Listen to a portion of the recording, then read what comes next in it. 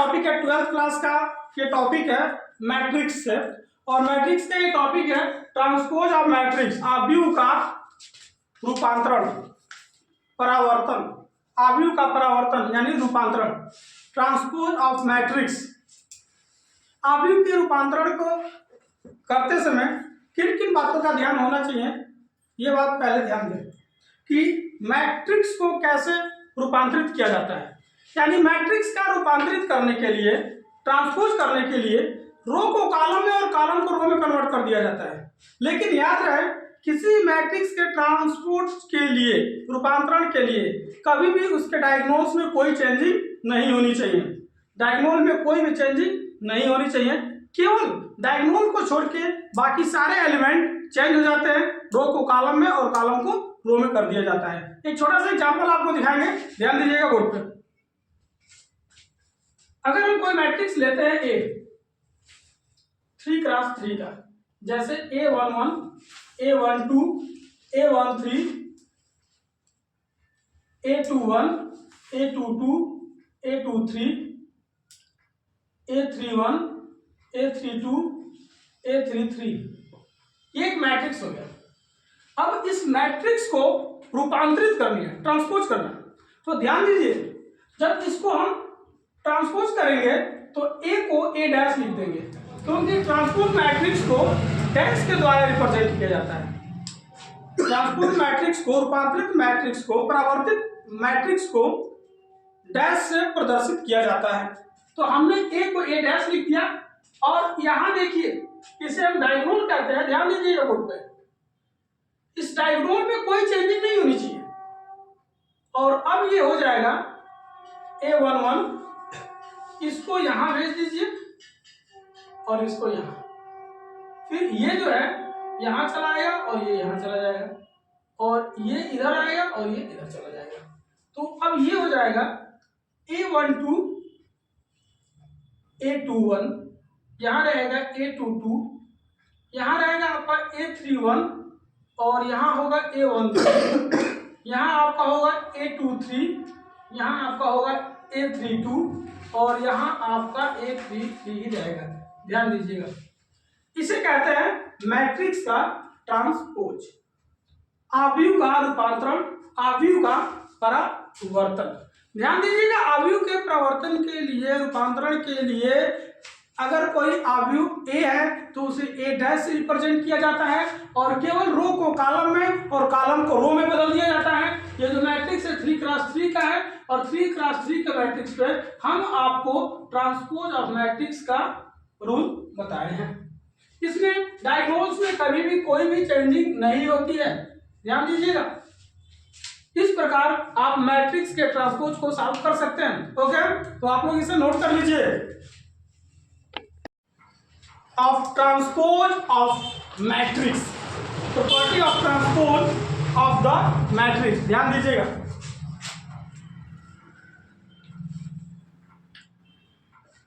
Property of आव्यूह के परावर्तन के गुण, कोई दिक्कत नहीं है। आव्यूह के परावर्तन के गुण। अब देखिए क्या परावर्तन है। अगर हम कोई मैट्रिक्स लेते हैं, इफ यू टेक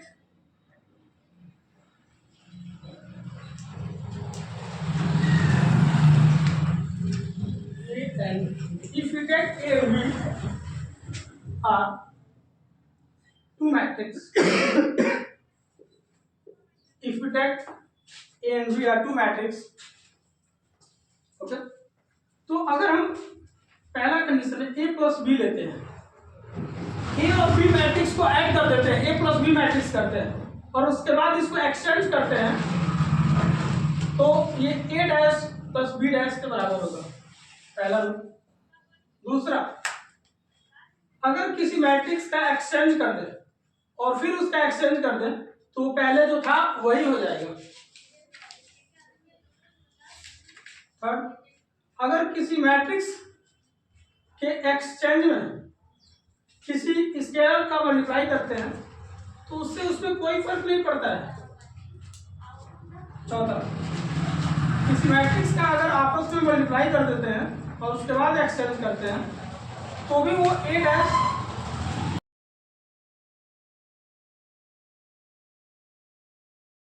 कुछ क्वेश्चन देखने होंगे, ध्यान दीजिएगा। ए डॉट बी का एक्सटेंड बी डॉट ए का एक्सटेंड बी डॉट ए का एक्सटेंड हो जाएगा, ये आपका कंप्लीट हो जाएगा। ठीक है ना, नोट कर लीजिए इसे, कंप्लीट है। अब इन्हीं प्रश्नों के इसी रूल्स के हिसाब से आपको सारे क्वेश्चन सॉल्व करने होंगे। ओके,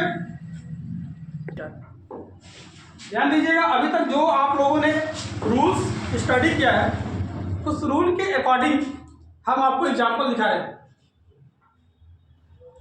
और इस एग्जाम्पल से आपका सारा डाउट क्लियर हो जाएगा।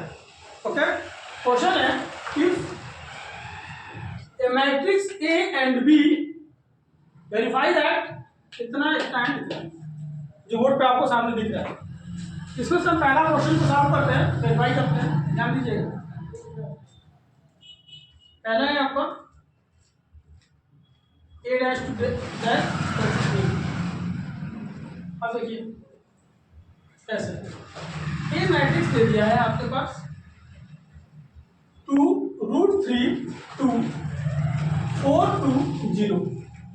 इसका अगर हम ट्रांसपोज करते हैं, आपस में इसको कन्वर्ट करते हैं, चेंज करते हैं।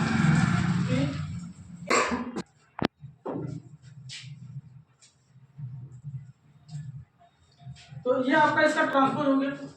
अब हमको करना क्या है, इसको एक बार और चेंज कर देना है।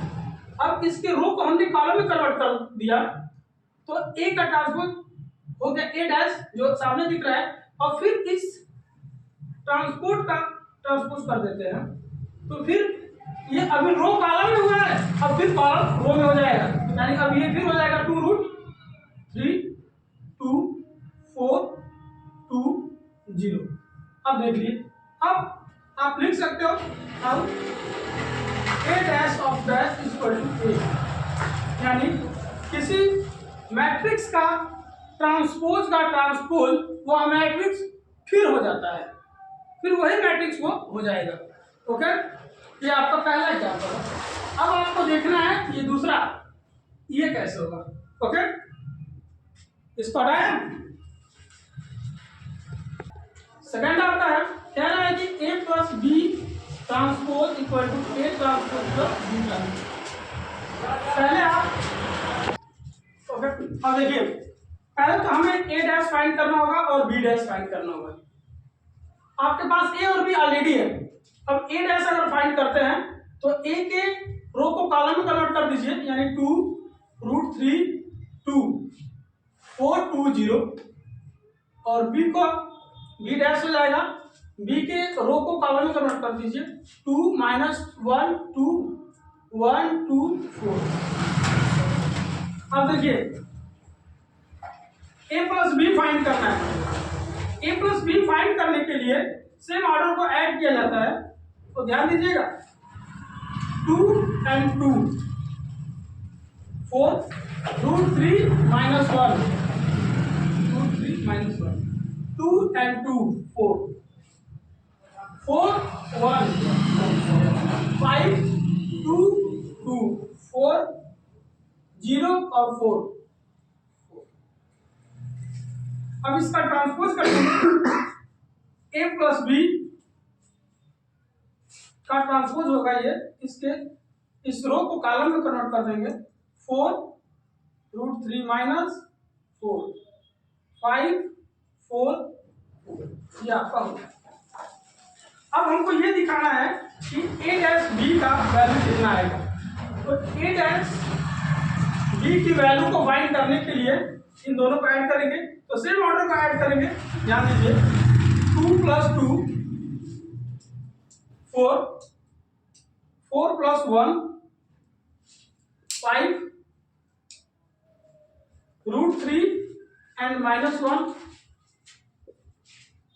2 + 2 4 2 + 2 4 0 + 4 4। अब आप ध्यान दीजिएगा ए प्लस बी का डैश और A dash plus B dash दोनों की वैल्यू सेम है। आप लिख सकते हैं hence proof A plus B dash equal to A dash plus B dash. ये आपका सॉल्यूशन हो गया, वेरीफाई हो गया। ओके, तो इस तरह आप सारा कंप्लीट कर लीजिए।